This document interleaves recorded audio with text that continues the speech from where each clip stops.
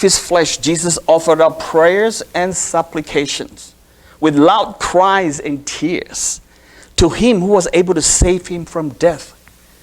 And he was heard because of his reverence. Can you believe this? The Son of God himself offered up prayer supplications with loud cries and tears. How many pastors and ministers of the house of God have frequently prayed with loud cries and with tears in their eyes? When was the last time we did this, for example? And this is Jesus, the Son of God. When you say the Son of God, I always cannot comprehend that he did this. But I'm just so thankful the systematic theology helped me that he is God-man, right? That's the man. That's not God.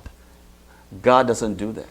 The man, loud cries, tears, offer up prayers, who is able to save him. God the Father saved God the Son from death, you know.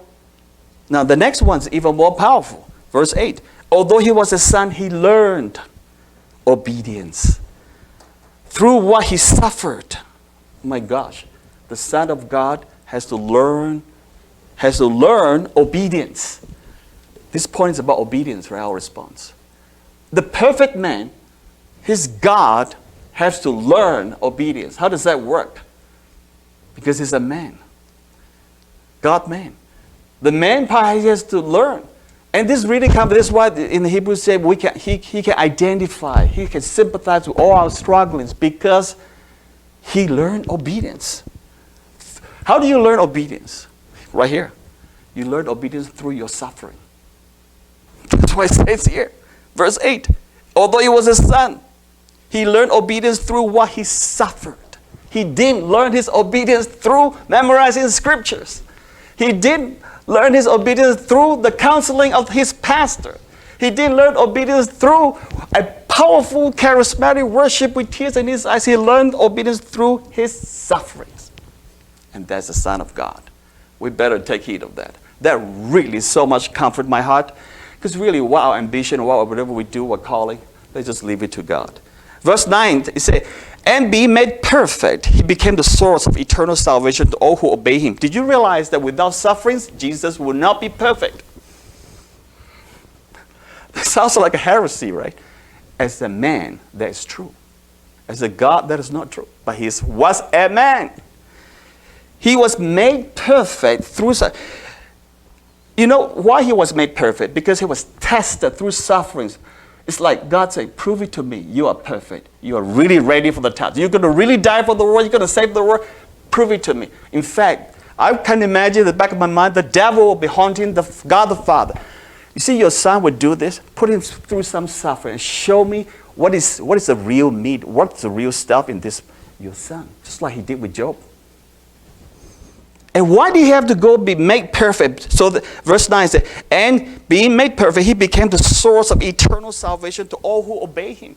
To all who obey him. Only then he became the source of salvation to everybody. If he's not perfect, he could not become the source of salvation.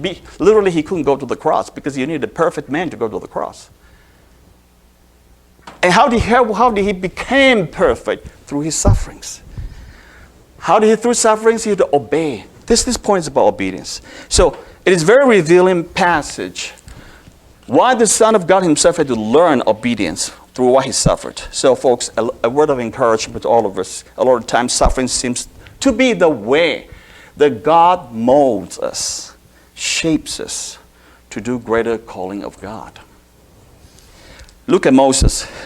He was banished, literally exiled to wilderness, looking after sheep when he was a prince of Egypt before that. Now, guess what happened to Jesus after his obedience through sufferings? He was made perfect. He became a perfect man, God. He became the source of salvation to all. This is exactly what it means. Obedience is greater than blessings. All right, point 3. Finally, bringing blessings to all the families on earth is fulfilled by Christ. And we are to be Christ's ambassadors to be a blessing to others. Now, there's no kidding. The way God spoke to Abraham, expecting Abraham's descendants to be a blessing to all the families of the earth. By the way, I love the word families. It's not the all, and I think ESV say families. Other versions say all the nations of the world. I love families. Don't you know that there's so many broken families today? Our children and our, our young people in particular. I mean, what's going on in this world? The everything, okay? Without going into all these things. But all the families. Now, how, if you could imagine Abraham's sons, Isaac is to be blessing the whole world, or one of his children, it's like out of the world, impossible. But how is that going to be fulfilled? That's Galatians 3, verse 16. Galatians 3, verse 16. Now the promises were made to Abraham and to his offspring. It does not say to his offsprings, as referring to many, but referring to one. And to your offspring, who is Christ. Paul nailed it right there. When God promised Abraham, to your offspring, I will give this land, there's only one offspring, not many. That is Christ. So everything God promised to Abraham is a foreshadow, points to Christ, eventually the fulfillment of everything. Typically. And there's no exception here. There's only way. The son of David, the son of Abraham, the son of David, the son of Joseph and Mary, Jesus Christ. Hallelujah. The one offspring of Abraham, Jesus Christ. But so, my question is, how does Christ exactly become a blessing to all the nations of the earth? By his dying on the cross, he became the sacrifice for redemption of mankind. Now, this is interesting now. Don Carson writes, although the initial promises of nationhood and international blessings are conditional upon Abraham's blessings, conditional upon Abraham's obedience, God later guarantees this by making two covenants with Abraham in chapter 15 and chapter 17 of Genesis. Did you realize that? First, Genesis 12, he said, the condition you obey, leave, do all this. And then about 3 chapters later, God entered into a covenant with Abraham. 2 times, 15 and 17.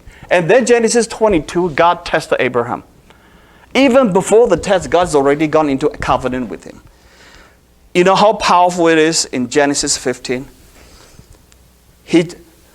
God said to Abraham, bring me a heifer, 3 years old, and a female goat, 3 years old, and a ram, 3 years old, a young pigeon, brought them, cut them in half, and laid each over half against the other. And then as the sun was coming down, a deep sleep came upon Abraham, and behold, dreadful and evil and great darkness fell upon him. Now, the next one, that's the big one. When the sun had gone down and it was dark, behold, a smoking fire pot and a flaming torch passed between the pieces. On that day, the Lord made a covenant with Abram, saying, to your offspring, I'll give this land from the river of Egypt to the great river, the river Euphrates. So what's happening here? If you've done covenant theology, you would know this. Vassal and suzerain. When you make a covenant between suzerain, which is the big guy, vassal is a small guy, they enter into a covenant. The way to do a covenant in the olden days, in Abraham's time, is this way. You slaughter the animals and lay them down on the ground, and you get the vassal to walk through the carcass. Because the meaning is, if you break this covenant, you will be like one of these carcass, dead animals. That's what it means. But it's never the suzerain doing it. But in this case, God passed it through himself. God knows Abraham could not pull it off. God knows you and I cannot pull it off. God knows there's not a chance we can we can fulfill the covenant of God. He is the immense, transcendent, glorious, perfect God. And I'm a broken, depraved generation. How are we going to do that? And God knows that. That's so empowering. That's why I love Reformed theology. At that time, God has already predestined Christ is going to die on the cross for us. That's like 3,000 or 5,000 years before Christ came. That prophetically pointed to Christ 5,000 years later. Do you think just everything happened by accident, ad hoc manner, God just cruising along? He already set it up before the foundation of the earth. God has already destined his son is going to die on the cross. Right? In John 1 or whatever, which one of the passages. You can see that God has already worked everything. He's so much in control. So the smoking flame, God passed it